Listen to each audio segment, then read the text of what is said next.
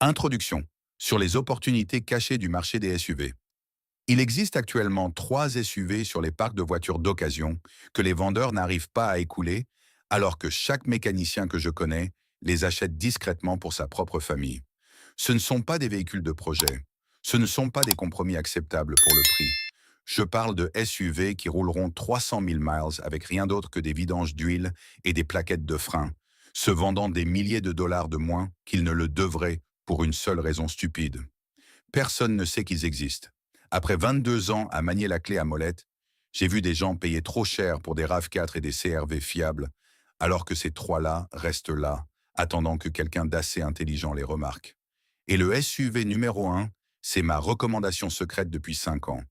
J'y ai probablement installé 2 douzaines de clients, et pas un seul n'est revenu avec une réparation majeure. Pas un seul. Aujourd'hui, je compte mes 3 SUV d'occasion les plus sous-estimés sur le marché, ceux qui offrent une fiabilité de niveau Toyota à des prix de niveau Kia.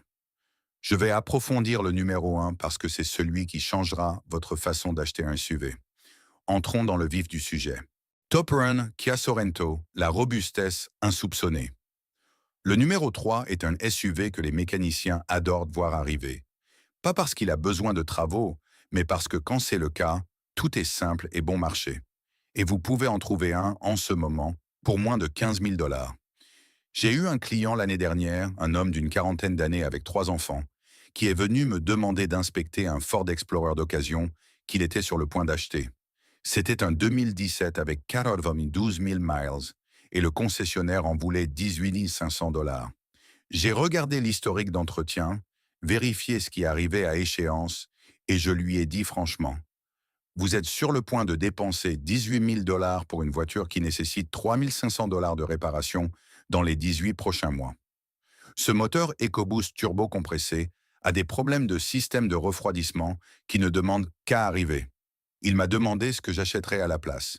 J'ai ouvert AutoTrader sur mon téléphone et je lui ai montré un Kia Sorento SX 2018 avec le V6. 58 000 miles pour 14 200 dollars. Plus de puissance, une meilleure fiabilité, 4 300 dollars de moins. Il l'a acheté. C'était il y a 16 mois. Vous savez ce qu'il a dépensé en réparation? 112 dollars. Une vidange d'huile et un filtre à air d'habitacle. Voici ce que personne ne vous dit sur la troisième génération de Sorento de 2016 à 2020. Kia a enfin compris. Le V6 Lambda 2 de 3,3 litres dans ses engins est légitimement par balle. Il est à aspiration naturelle. Pas de turbo qui lâche et pas de courroie de distribution à remplacer. Il utilise une chaîne de distribution conçue pour durer toute la vie du moteur. La transmission est une véritable automatique à 8 rapports que Kia a co-développé avec Hyundai et affiné au fil des ans. Ce n'est pas le double embrayage problématique sur lequel certains constructeurs ont parié. C'est une automatique à convertisseur de couple traditionnel qui change de vitesse en douceur et dure longtemps. Et voici le détail qui compte le plus. La garantie du groupe motopropulseur de Kia. Même sur les véhicules d'occasion, si vous êtes à moins de 10 ans et 100 000 miles de la date de vente originale, vous êtes toujours couvert. C'est une confiance que vous ne trouverez pas chez la plupart des constructeurs. Le prix moyen d'occasion pour un Sorento F6 2018, avec moins de 80 000 miles, est de 13 000 à 16 000 dollars. Comparez cela à un Toyota Highlander de la même année, à 22 000 ou 26 000 dollars. C'est une différence de 8 000 à 10 000 dollars pour un SUV qui, selon mon expérience, a une fiabilité comparable. Le remplacement de la chaîne de distribution sur le Sorento, si vous en avez besoin, ce qui est rare, coûte environ 900 dollars. Sur l'Explorer avec l'EcoBoost de 3,5 litres, vous envisagez 1 800 dollars minimum. Et cela, c'est si les joints du turbo n'ont pas commencé à fuir. Le V6 du Sorento est également accessible. Je peux effectuer la plupart des réparations sans sortir le moteur. Essayez cela avec certains concurrents allemands. Si vous en cherchez un, voici la liste de contrôles d'inspection. Premièrement, vérifiez le niveau et l'état de l'huile. Certains anciens, Sorento 4 cylindres de 2,4 litres de 2011 à 2014 avaient des problèmes de moteur, mais le V6 et le plus récent 4 cylindres turbo de 2,5 litres de 2021 et plus sont solides. Restez sur le V6 pour une fiabilité éprouvée. Deuxièmement, testez le système de traction intégrale. Allez sur un parking, tournez le volant à fond et roulez en cercle. Tout blocage ou claquement, passez votre chemin. Si c'est fluide, c'est parfait. Le système de traction intégrale de Kia est simple et durable. Troisièmement, vérifiez l'écran d'infodivertissement. Certains modèles anciens avaient noé des problèmes de délamination de l'écran tactile. Ce n'est pas un problème mécanique, mais c'est ennuyeux. Environ 350 $ pour réparer si c'est grave. Quatrièmement, regardez la zone de la troisième rangée, ce sont des SUV familiaux. Si la troisième rangée ressemble à une zone de guerre, le propriétaire avait des enfants qui n'étaient pas tendres. Cela vous en dit long sur la façon dont le véhicule a été traité globalement.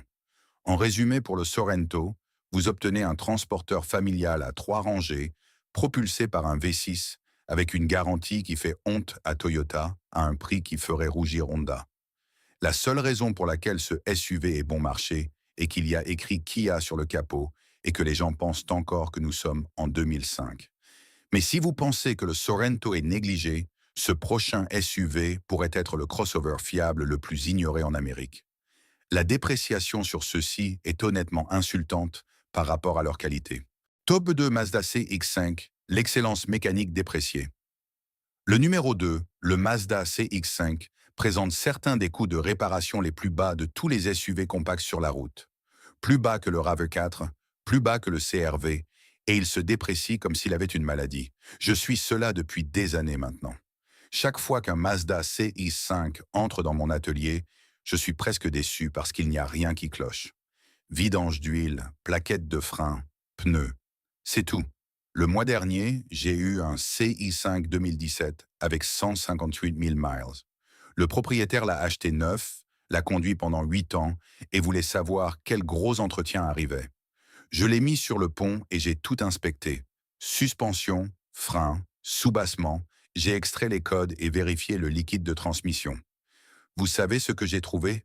Rien. Les bougies d'allumage d'origine avaient encore de la vie. Je lui ai dit de revenir dans 30 000 miles. Elle m'a regardé comme si je mentais. J'ai souvent cette réaction avec ces voitures. Mazda a fait quelque chose de brillant avec la deuxième génération de CX-5 qui a commencé en 2017. Ils ont gardé les choses simples, alors que tout le monde ajoutait de la complexité.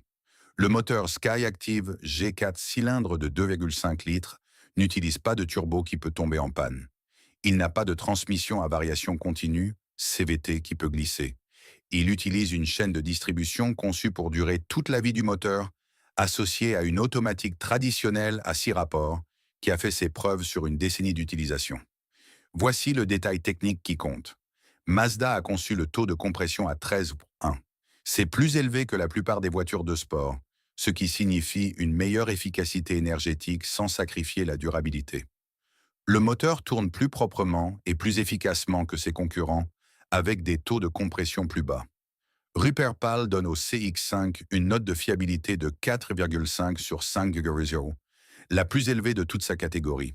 Les coûts d'entretien annuels s'élèvent en moyenne à 447 $, contre 573 $ pour la moyenne du segment des SUV compacts et 652 $ pour l'ensemble des véhicules. C'est de l'argent réel économisé chaque année. Et la probabilité d'une réparation majeure n'est que de 8% pour le CX-5 contre 13% pour le SUV compact moyen. Les prix actuels du marché vous mettront en colère si vous avez acheté japonais ailleurs. Un Mazda CX-5, Touring 2018 avec 70 000 miles, vous envisagez 15 000 à 18 000 $. Un Toyota RAV4 XLE de la même année avec un kilométrage similaire coûte entre 20 000 et 23 000 $. C'est une différence de 5 000 $ pour un SUV qui, selon mon expérience, coûte moins cher à entretenir au fil du temps et est véritablement plus agréable à conduire. La réparation la plus coûteuse que j'ai jamais faite sur un CX-5 Skyactiv était une pompe à eau à 148 000 miles, 580 $ pour les pièces et la main-d'œuvre. La réparation surprise moyenne sur un CR-V du même âge est d'environ 950 $. Lorsque vous essayez un CX-5 d'occasion, faites attention à 3 choses. Premièrement, la molette de commande de l'infodivertissement. Si elle semble lâche ou collante, le propriétaire précédent a été brusque. Ce n'est pas rédhibitoire, mais cela vous indique comment il a traité la voiture. Deuxièmement, prenez l'autoroute et accélérez de 45 à 70 mph. Si vous ressentez une hésitation ou un tremblement, vérifiez les supports moteurs. C'est un problème connu sur certains modèles anciens et cela coûte 400 $ à réparer. Passez votre chemin s'ils ne veulent pas négocier. Troisièmement, vérifiez la peinture autour des passages de roues arrière et des bords du capot. Certains modèles 2017 à 2018 ont eu des problèmes mineurs d'adhérence de la peinture dans certains climats. Cherchez des bulles ou un écaillage. Qui devrait acheter ce SUV? Si vous voulez quelque chose qui est réellement amusant à conduire mais qui reste raisonnable, le CX-5 se comporte mieux que n'importe quoi d'autre dans sa catégorie. Sérieusement, cet engin prend les virages comme une berline.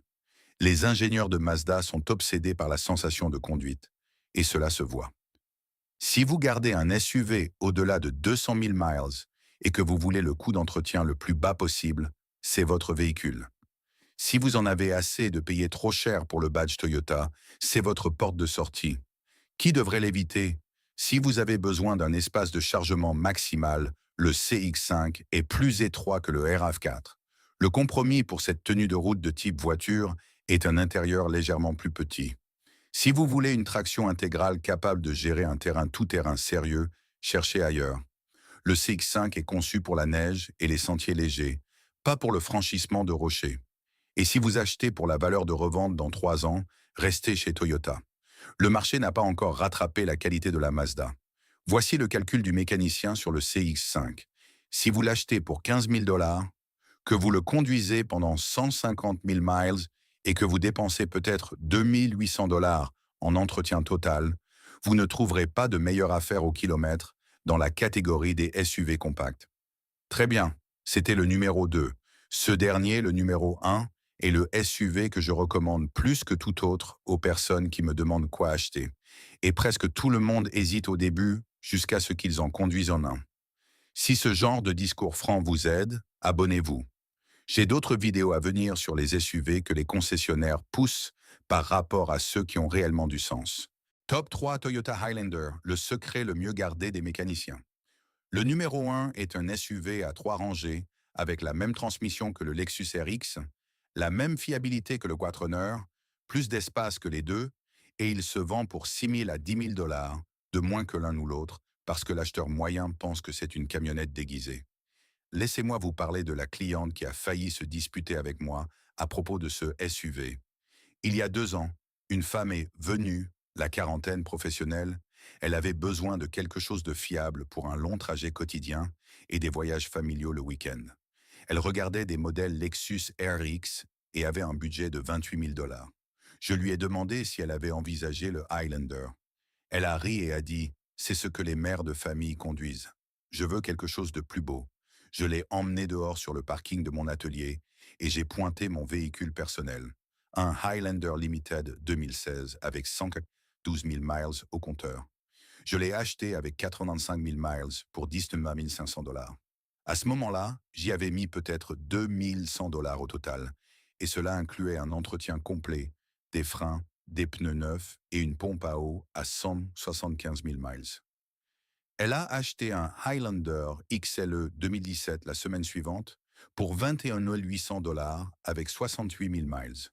Elle m'a envoyé un SMS le mois dernier. Elle en est à 138 000 miles maintenant. Zéro problème mécanique. Ces mots exacts, pourquoi personne ne parle de ce SUV? Voici pourquoi je suis obsédé par la troisième génération de Highlander de 2014 à 2019. Le V6 3,5 litres 2GR FE et 2GR FKS dans ses engins est la même famille de moteurs qui propulse le Lexus RX 350. Je n'exagère pas. Même bloc, même culasse, même fiabilité légendaire de Toyota. La famille de moteurs 2GR est sans doute le moteur 6 cylindres le plus fiable que Toyota ait jamais construit. Il n'a pas de problème d'injection directe, comme certains modèles plus récents. Il n'a pas d'intervalle de remplacement de courroie, de distribution. Il est entraîné par chaîne. Il n'a pas de panne de turbo parce qu'il n'y a pas de turbo. Il fonctionne, tout simplement. J'ai vu ces moteurs atteindre 350 000 miles. Pas j'en ai entendu parler. J'ai personnellement travaillé sur 4 d'entre eux, au-delà de 300 000 miles avec les transmissions d'origine. L'automatique à 8 rapports que Toyota a associé à ce moteur à partir de 2017 est fluide, éprouvé et presque indestructible. Avant 2017, vous avez une boîte à 6 rapports tout aussi fiable, mais légèrement moins efficace en carburant. Parlons chiffres, car c'est là que ça devient ridicule. Un Highlander XLE 2017 avec 80 000 miles coûte entre 20 000 et 24 000 dollars. Un Lexus RX 350 2017 avec le même kilométrage coûte entre 27 000 et 32 000 dollars. C'est une différence de 7 000 à 8 000 dollars pour des véhicules mécaniquement liés. La Lexus a un plus beau badge et des matériaux intérieurs légèrement meilleurs. C'est tout. Sous le capot, c'est la même philosophie d'ingénierie, la même fiabilité à toute épreuve. Maintenant, comparez-le au 4Runner. Un 4Runner Limited 2017 avec 80 000 miles coûte entre 32 000 et 38 000 dollars. En fait, il est plus cher que certains Highlander et vous obtenez un intérieur plus petit avec une moins bonne économie de carburant. Le Quaterunner est fantastique pour le tout-terrain, mais pour le service familial quotidien, le Highlander a beaucoup plus de sens. Coût de réparation, laissez-moi vous détailler cela. Plaquettes de frein, les 4 roues, 320 dollars. Vidange du liquide de transmission, 195 dollars. Pompe à eau, si elle tombe en panne, 680 dollars. Ce sont des chiffres réels de mon atelier, pas des prix de concessionnaire. Des coûts réels provenant de quelqu'un qui les entretient depuis des années. Lorsque vous achetez un Highlander, voici ma liste de contrôles d'inspection. Premièrement, vérifiez le numéro d'identification du véhicule pour tout rappel de tableau de bord. Certains modèles 2014 à 2016 ont eu des problèmes de fissures sur le tableau de bord dans les climats mi-chauds. Toyota a étendu la garantie pour cela. Assurez-vous que cela a été traité. Deuxièmement, regardez l'usure des pneus. Une usure inégale des pneus avant signifie que l'alignement a été négligé. Ce n'est pas rédhibitoire, mais négociez 150 dollars de réduction et faites-le aligner immédiatement. Troisièmement, testez le système d'infodivertissement Entune sur les modèles 2014 à 2019.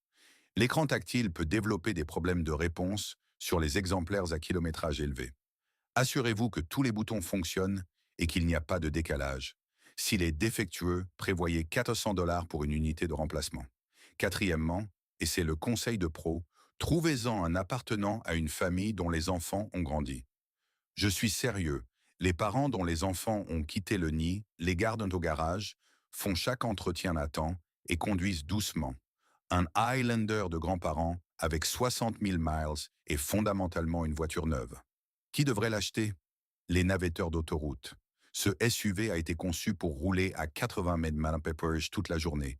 Il est silencieux, confortable et consomme peu pour un V6 à 3 rangées. Quiconque veut la fiabilité Lexus sans le prix Lexus. Vous obtenez 90% de l'expérience Lexus à 70% du coût. Les familles mais qui ont besoin d'espace. La deuxième rangée est massive.